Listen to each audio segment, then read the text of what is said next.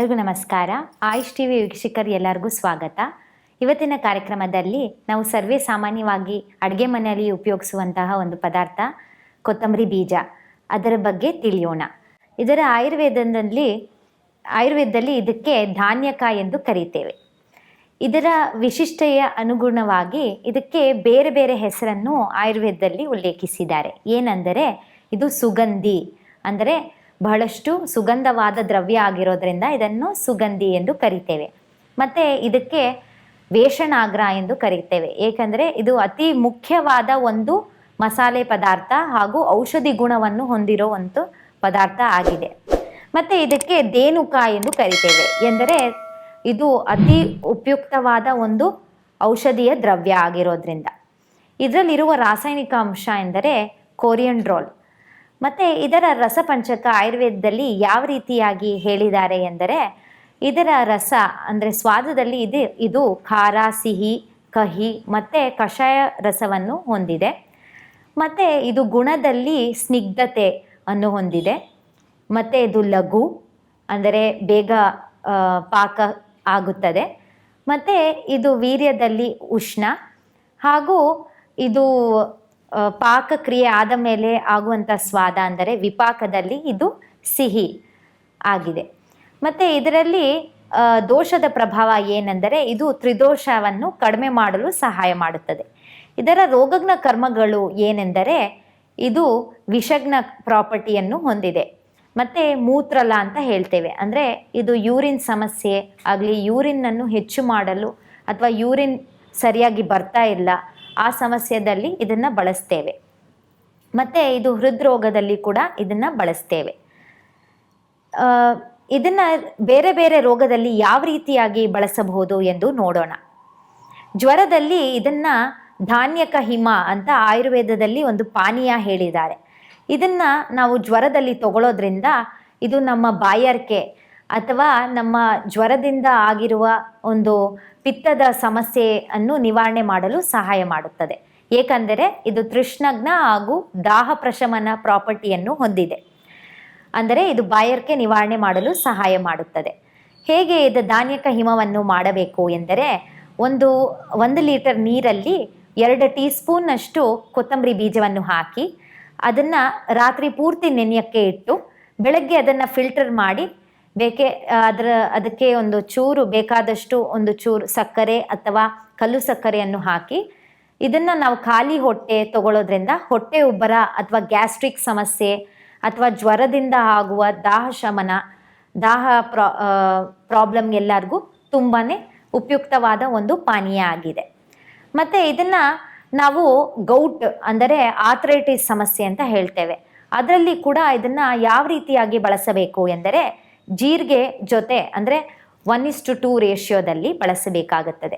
ಕೊತ್ತಂಬರಿ ಬೀಜ 1 ಭಾಗ ಮತ್ತು 2 ಭಾಗದಷ್ಟು ಜೀರಿಗೆಯನ್ನು ಹಾಕಿ ಇದನ್ನು ಕುದಿಸಿ ಅದನ್ನು ಫಿಲ್ಟರ್ ಮಾಡಿ ಖಾಲಿ ಹೊಟ್ಟೆಯಲ್ಲಿ ತಗೊಳ್ಳೋದ್ರಿಂದ ಗೌಟ್ ಸಮಸ್ಯೆ ಬೇಗ ಕಡಿಮೆ ಆಗಲು ಸಹಾಯ ಮಾಡುತ್ತೆ. ಮತ್ತು ಜಾಯಿಂಟ್ ಪೇನ್ಸ್ ನೋವು ಕೂಡ ಬೇಗ ಕಡಿಮೆ ಆಗಲು ಸಹಾಯ ಮಾಡುತ್ತದೆ. ಮತ್ತು ಮಧುಮೇಹಿ ರೋಗಗಳು ಕೂಡ ಇದನ್ನು ಬಳಸಬಹುದು. ಕೊತ್ತಂಬರಿ ಬೀಜವನ್ನು ನಾವು ವಾಂತಿ ಆಗೋ ಸಮಸ್ಯೆಯಲ್ಲಿ ಕೂಡ ಬಳಸಬಹುದು. ಹೇಗೆ ಅಂದರೆ, ಕೊತ್ತಂಬರಿ ಬೀಜವನ್ನು 1-2 ಗ್ರಾಮ್ ಅಷ್ಟು, ಅದಕ್ಕೆ ತಕ್ಕಷ್ಟು ಉಪ್ಪು, 1-2 ಚಿಟಿಕೆ ಉಪ್ಪು ಮತ್ತು ಹುಣಸೆ ಹಣ್ಣಿನ ರಸವನ್ನು ಹಾಕಿ ಅದನ್ನು ಸರಿಯಾಗಿ ಸೇರಿಸಿ 1-2 ಟೀ ಸ್ಪೂನ್ ಹುಣಸೆ ಹಣ್ಣಿನ ರಸವನ್ನು ಹಾಕಿ ಇದನ್ನು ತಗೊಳ್ಳೋದ್ರಿಂದ ಬೇಗ ವಾಂತಿ ಸಮಸ್ಯೆ ಕಡಿಮೆ ಆಗುತ್ತದೆ. ಮತ್ತು ಜಾಯಿಂಟ್ ನೋವುಗಳು ಅಥವಾ ಆಮವಾತ ಸಮಸ್ಯೆಯಲ್ಲಿ ಕೂಡ ಇದನ್ನು ಬಳಸಬಹುದು. ಹೇಗೆ ಎಂದರೆ, ಇದನ್ನು 1-2 ಗ್ರಾಮ್ ಅಷ್ಟು ಕೊತ್ತಂಬರಿ ಬೀಜದ ಪುಡಿಯ ಜೊತೆ ಶುಂಠಿ ರಸ 1-2 ಟೀ ಸ್ಪೂನ್ ಹಾಕಿ ಅದಕ್ಕೆ ತಕ್ಕಷ್ಟಂತೂ ಹರಳು ಬೀಜದ ಪುಡಿ ಇರುತ್ತಲ್ಲ, ಅದನ್ನು ಇದರ ಜೊತೆ ಸೇರಿಸಿ ಇದನ್ನು ನಾವು ಸೇವಿಸೋದ್ರಿಂದ ವಾಯು ನೋವು ಸಮಸ್ಯೆ ಅಥವಾ ಗಂಟು ನೋವು ಸಮಸ್ಯೆ ಬೇಗ ಕಡಿಮೆ ಆಗಲು ಸಹಾಯ ಮಾಡುತ್ತದೆ. ಮತ್ತು ಇದನ್ನು ನಾವು ಕೆಮ್ಮು ನಿವಾರಣೆ ಮಾಡ್ಕೊಳ್ಳೋಕೆ ಕೂಡ ಇದನ್ನು ಬಳಸಬಹುದು. ಹೇಗೆ ಅಂದರೆ, ಇದನ್ನು ಕೊತ್ತಂಬರಿ ಬೀಜವನ್ನು ನಾವು ಕಲ್ಲು ಸಕ್ಕರೆ, ಆಮೇಲೆ ಅದಕ್ಕೆ ತಕ್ಕಷ್ಟಂತೂ ಅಕ್ಕಿ ತೊಳೆದಿರೋ ನೀರು, ರೈಸ್ ವಾಶ್ಡ್ ವಾಟರ್ ಅಂತ ಹೇಳ್ತೇವೆ, ಕೊತ್ತಂಬರಿ ಬೀಜದ ಪುಡಿ, ಕಲ್ಲು ಸಕ್ಕರೆ 1-2 ಟೀ ಸ್ಪೂನು ಮತ್ತು ರೈಸ್ ವಾಶ್ ವಾಟರ್ ಅದಕ್ಕೆ ತಕ್ಕಷ್ಟಂತೂ ಹಾಕ್ಕೊಂಡು ಇದನ್ನು ಸೇರಿಸೋದ್ರಿಂದ ಕೆಮ್ಮು ಬೇಗ ಕಡಿಮೆ ಆಗಲು ಸಹಾಯ ಮಾಡುತ್ತದೆ. ಇದರ ಉಲ್ಲೇಖ ಆಯುರ್ವೇದದಲ್ಲಿ ಒಂದು ಶ್ಲೋಕ ರೀತಿಯಾಗಿ ಹೇಳಿದ್ದಾರೆ. ಜ್ವರಗ್ನಂ ರೋಚಕಂ ಗ್ರಾಹಿ ಸ್ವಾದು ಪಾಕಿ ತ್ರಿದೋಷನುತ್ ತೃಷ್ಣಾದಾಹ ವಮಿ ಶ್ವಾಸ ಕಾಸ ಕಾರ್ಶ್ಯ ಕ್ರಿಮಿ ಪ್ರಣುತ್. ಅಂದರೆ ಇದು ಜ್ವರಗ್ನ ಗುಣವನ್ನು ಹೊಂದಿದೆ ಮತ್ತು ಇದು ಅತಿಸಾರದಲ್ಲಿ ಅತಿ ಉಪಯುಕ್ತವಾದ ಒಂದು ಪದಾರ್ಥ ಆಗಿದೆ. ಮತ್ತು ಇದನ್ನು ಬೇರೆ ರೀತಿಯ ರೋಗಗಳು ಅಂದರೆ ಕಾಸ, ಶ್ವಾಸ, ಕೆಮ್ಮು, ನೆಗಡಿ ಮತ್ತು ಬೇರೆ ಆಸ್ತಮಾ ಸಮಸ್ಯೆಗಳು ಮತ್ತು ಇದು ಕ್ರಿಮಿ ಸಮಸ್ಯೆಗಳು ಇದರಲ್ಲೆಲ್ಲ ಇದನ್ನು ಬಳಸ್ತಾರೆ ಎಂದು ತಿಳಿಸಿದ್ದಾರೆ. ಮತ್ತು ತೃಷ್ಣಾದಾಹದಲ್ಲಿ ಧಾನ್ಯಕ ಹಿಮ ಆಗಲೇ ತಿಳಿಸಿದ ಹಾಗೆ ಈ ಪಾನೀಯವನ್ನು ಸೇವಿಸೋದ್ರಿಂದ ಬೇಗ ಕೆಮ್ಮು ನಿವಾರಣೆ ಆಗಲು ಸಹಾಯ ಮಾಡುತ್ತದೆ. ಮತ್ತು ಇದನ್ನು ಡಯಾಬಿಟಿಸ್ ರೋಗ ನಿವಾರಣೆ ಮಾಡಲು ಹೇಗೆ ಇದನ್ನು ಬಳಸಬೇಕು ಎಂದರೆ, ನಮ್ಮ ಬ್ಲಡ್ ಗ್ಲೂಕೋಸ್ ಲೆವೆಲನ್ನು ನಿಯಂತ್ರಿಸಲು ಖಾಲಿ ಹೊಟ್ಟೆಯಲ್ಲಿ 1-2 ತಿಂಗಳಷ್ಟು ಬಿಸಿನೀರ ಜೊತೆ 1-2 ಗ್ರಾಮ್ ಅಷ್ಟು ಕೊತ್ತಂಬರಿ ಬೀಜವನ್ನು ಹಾಕಿ ಕುದಿಸಿ ಅದನ್ನು ಖಾಲಿ ಹೊಟ್ಟೆಯಲ್ಲಿ ಕಾಫಿ ಟೀ ಬದಲು ಕುಡಿದ್ರೆ ಇದನ್ನು ಬ್ಲಡ್ ಗ್ಲೂಕೋಸ್ ಲೆವೆಲ್ ಬೇಗ ನಿಯಂತ್ರಣಕ್ಕೆ ಬರುತ್ತದೆ.